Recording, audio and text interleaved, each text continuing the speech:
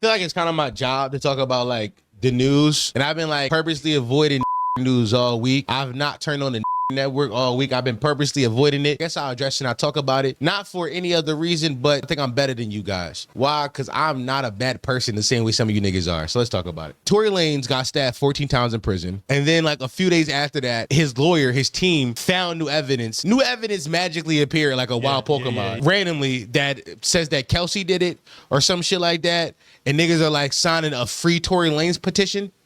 Nasty. The fact that his counsel randomly found new evidence after this nigga been in jail for like 4 years already. Right. Magically after he got stabbed. This nigga been in jail for 4 years. Let me tell you something. I'm not doing no jail time behind nothing I didn't do, especially when I'm paying counseling millions of dollars to keep me out of jail. You're not about to just hide this evidence and then try to make this victim story and try to get me out randomly. Nah, nigga, I didn't do that shit. So that whole Tory Lanez shit is like super weird, and I feel like niggas are like, for some reason, petitioning more for Tory Lanez, which leads to my next point. This whole DDG situation. First of all, I removed myself in a group chat a long time ago, and the fact that I'm getting more information from this group chat bothers me. The group chat being the DDG and Haley group chat. The fact that I keep getting more information bothers me. This is my business. Yeah. But to talk about it, so she filed a restraining order against DDG, and I didn't read the thing. I didn't read it. I didn't need to read it because I'm like, restraining orders are pretty hard to get. I have women in my life, mothers, aunties, exes, links, and these women have dealt with men in their life who they want to like put like a legal restraint between the two, and it's not as easy as walking into a sheriff's office and be like, hey, I want a restraining order. Right.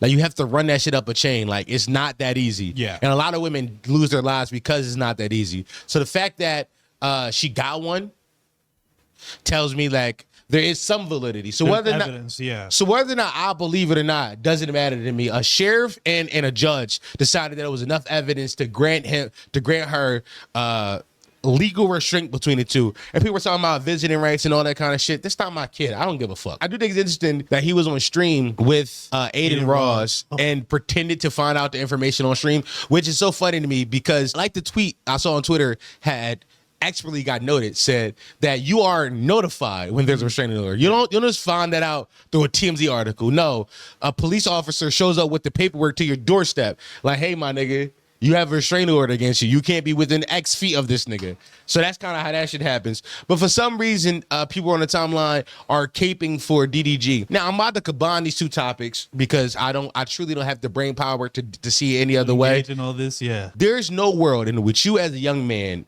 should ever be caught on a timeline defending men with allegations. I know inside the society that we live in, where we are constantly on the timeline seeing men getting bashed, as if every man is Hitler, as if every man is the devil. You feel this intrinsic need to be like, oh, fuck, I gotta defend my con. First thing first, I want to tell you, you gotta look in the mirror if you see these niggas as your con, because they got allegations, but I'll tell you what the idea, first and foremost. The second, I'll say there's no benefit for you saying these things. You gain absolutely nothing from being on the side of these men. I think you should just shut the fuck up. Because we're on the internet so often, we build these parasocial relationships with creators that we like. And we start to see ourselves in some of these creators. You start to see yourself in Tory Lanez music. You start to see yourself inside DDG the way he acts on stream. I get it. You start to see yourself in it. But the moment these men do things like this, you have to separate yourself and be like, why am I seeing myself in these men? What is it I see in these men that I see myself and interrogate that? Because to me, personally, an allegation is as good enough as actually doing it. We talking about socially. We talking about socially. Which is, when we're dealing with the internet, it's as much as we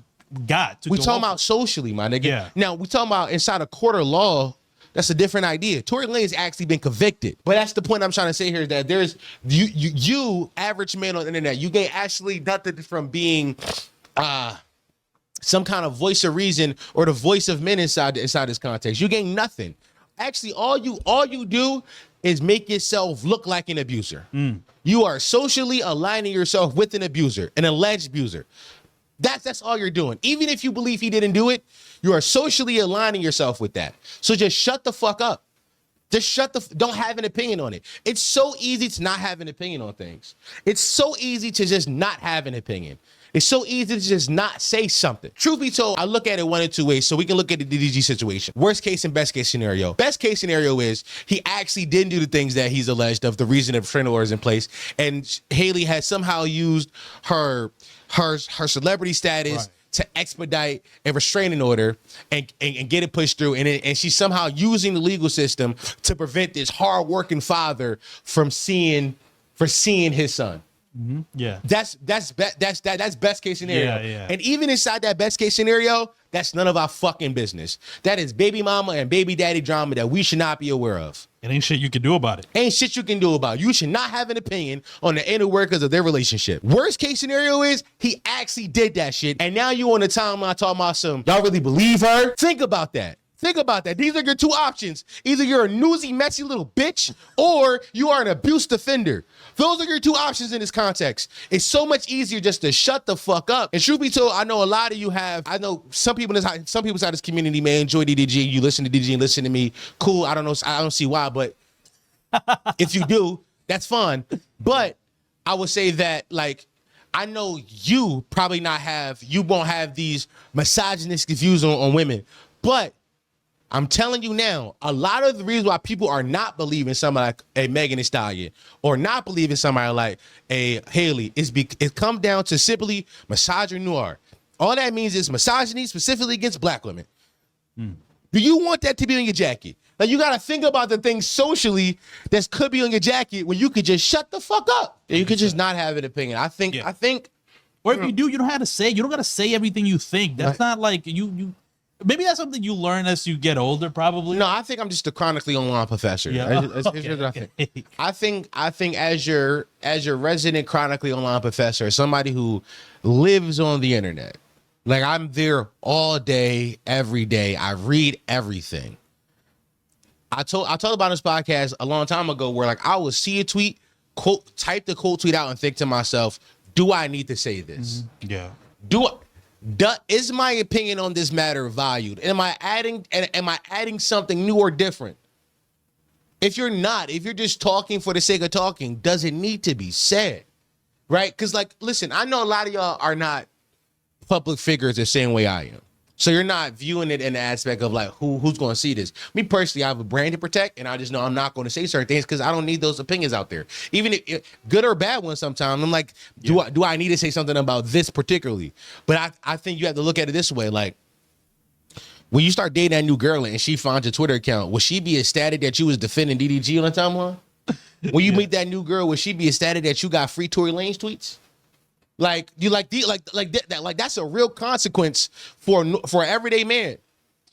You got to see it inside that. You got to see it inside this context and not just see it as you participate inside the topic of the day. Right. But truth be told, these topics are nasty. They're nasty topics. And they're here today and gone tomorrow.